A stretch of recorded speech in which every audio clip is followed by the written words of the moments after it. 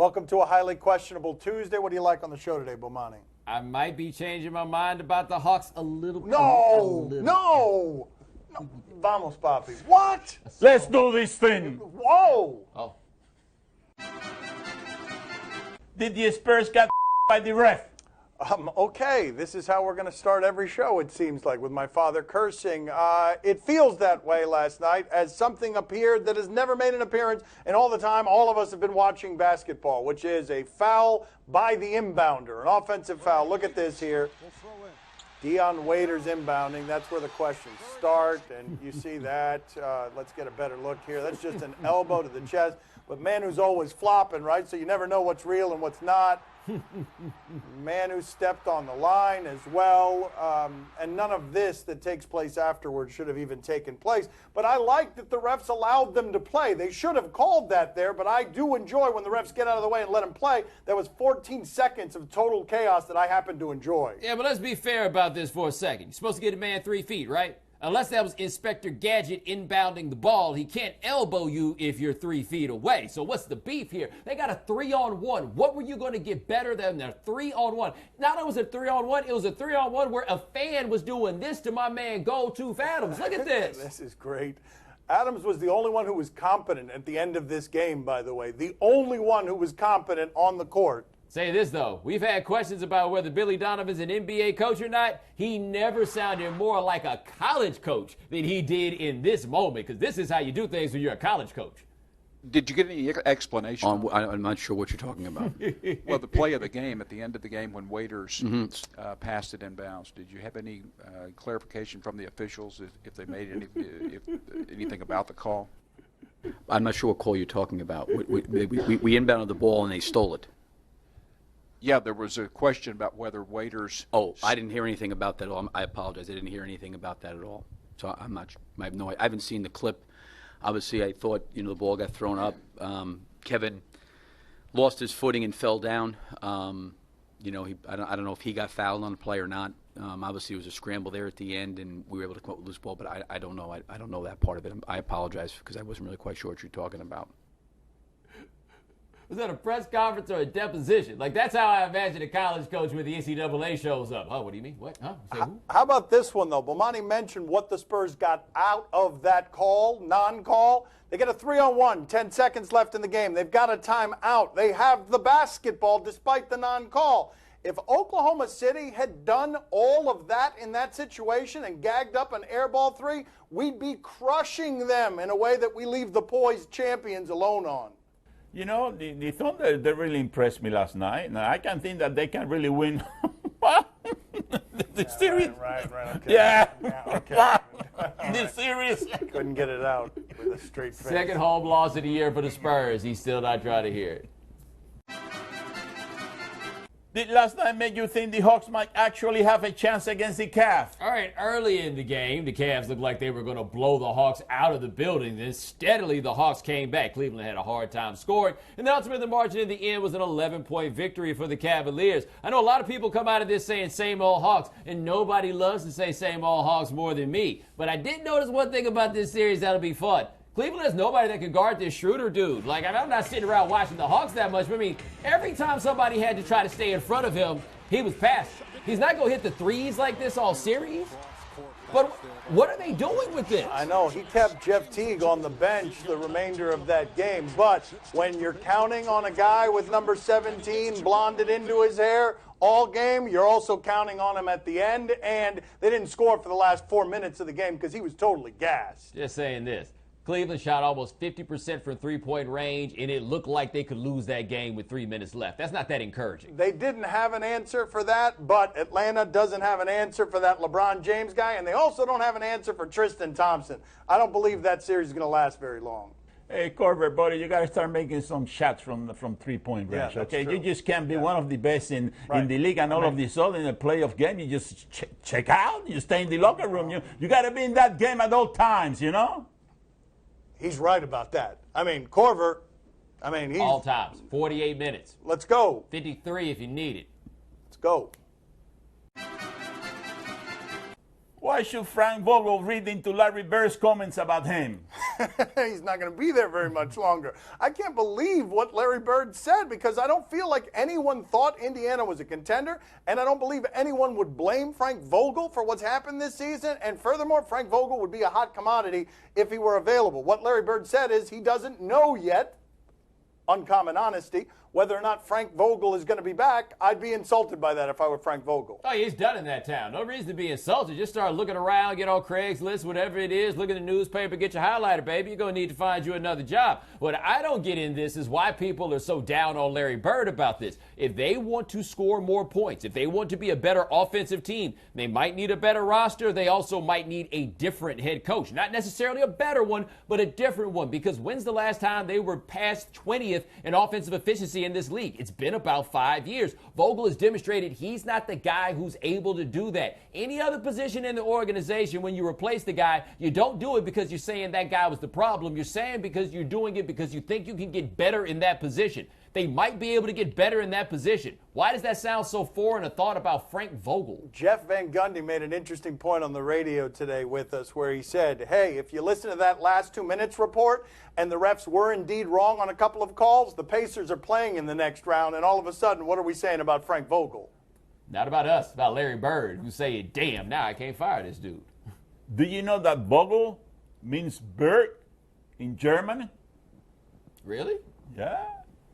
It Vogel. does. Okay. Think about it. So they may be related, kind of. Maybe related. Think That's about right. it. Why would we want to think about that? Actually, I'm thinking about it now, and it's a lot more interesting than I care to admit.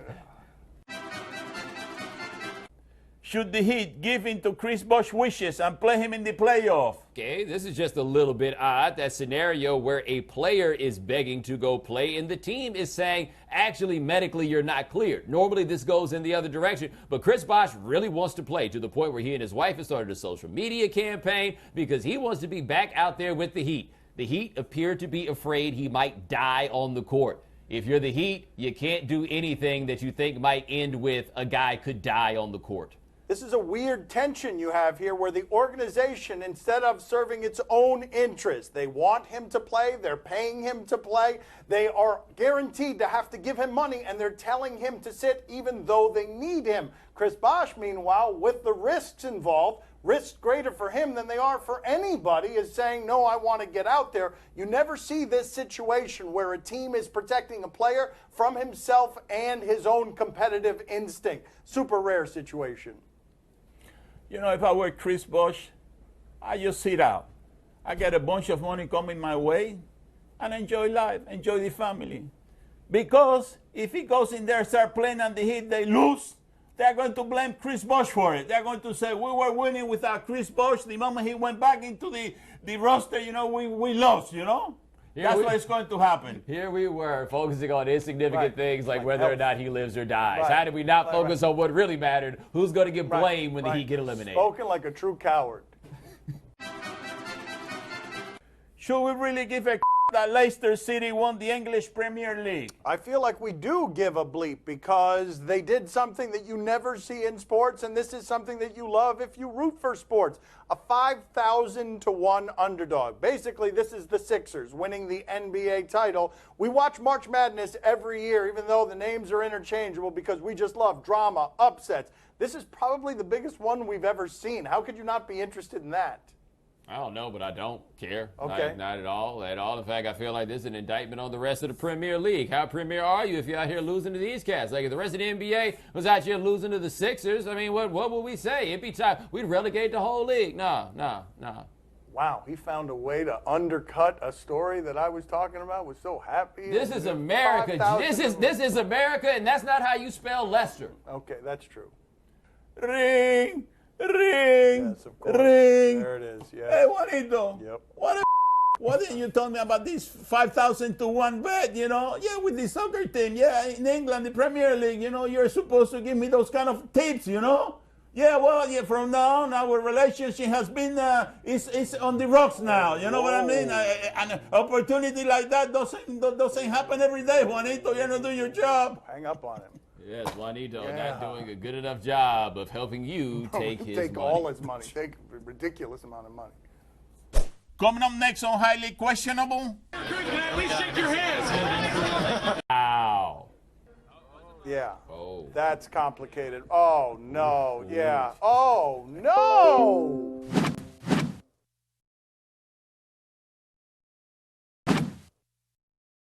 Time to play the game that has a nervous twitch. Do you question? You give us topics and events, and we question. Do you question the quality of this goalkeeper? We're going to a Japanese game show so we can watch Lionel Messi. He's good on these. He does tricks on these. Oh, yes. Oh. Those are giant hands. Wow. I mean, oh, okay, so he's scoring anyway. Yes, Wow. yes, this is, I've often wondered why they don't put a sumo wrestler in a hockey goal for things like this. Wow. Yeah. This is the sort of thing you do when you owe people money for your taxes. Whoa, I think that's an unreasonable accusation to No, be it's making. not. Oh, come on, man. If it was a boxer or anybody else we knew owed all that money on taxes, we'd assume anything like that. That wasn't even in HD. Come on, that was an inflatable fun time. What? Yeah, yeah. You know what else is inflatable and fun? Paying back your debts. Oh, inflatable dolls. They are so much fun, you know. I got a lot of fun with mine. No, yeah, yeah. Really? Man, that's where the action is. Oh, you know. dear God. Yeah. For the love of God. Do you question if these motorcyclists could have done more to prevent this? Okay, we go from the giant inflatable keeper to another hard-hitting issue of some sort, which is a bike race in Brooklyn. Look at what happens here. Yeah. Oh. That's complicated. Oh, no. Yeah. Oh, no. Oh, how bad does that guy feel? He's better than me. I'd have been long gone by now. What am Oh. I sticking around for? Well, I think he'd be long gone if he could be Like, long what gone. am I supposed to do? Xerox my insurance card and give it to everybody? Oh, no. Oh. I think that I have seen that motorcyclist before. Uh-oh, what video is in my father's library now? Oh, there's the motorcycle guy. Oh, look, this guy stopping everything. Yeah, here we go. Oh, no. Oh, no. See, that's how you handle that situation right there. You keep it moving.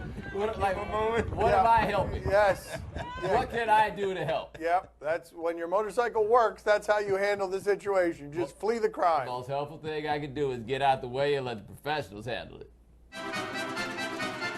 Do you question Ted Cruz for falling for this? All right, last week we got on Ted Cruz about the whole basketball ring thing. He's still in Indiana. Anyway, what we got? Cruz, can I at least shake your hand? What, too slow, Joe? Oh. Wow. Wait a minute, what was that at the end? You look like a fish monster? Yeah, but the thing about it is the lamest dude on planet Earth just hit him for the okie doke. Like, show that one more time. I mean, Please shake your hands. With the camera out, yes. You look like a fish monster. wow. I mean, you look like a fish monster. Man, who will fall for something like that, eh? Oh, really? I wonder. Oh, Bomani finds it funny now. Now he didn't find it funny when it I happened. told you, I had a sneaky suspicion. But he's not lame. He's the coolest dude in the world. Oh, buddy, in that video was a herd. Coming up next on my son's TV show. First of all, they say way back to the dawn of humanity, beards evolved, number one, because ladies like them. And number two, it was the idea of frightening off adversaries and wild animals. Interesting evolution. It evolved here just to hide a fat face. It wasn't about scaring animals. It wasn't about bringing the ladies, just not wanting to diet. I can see you coming home after work late. You're in the kitchen trying to fix us a hot plate.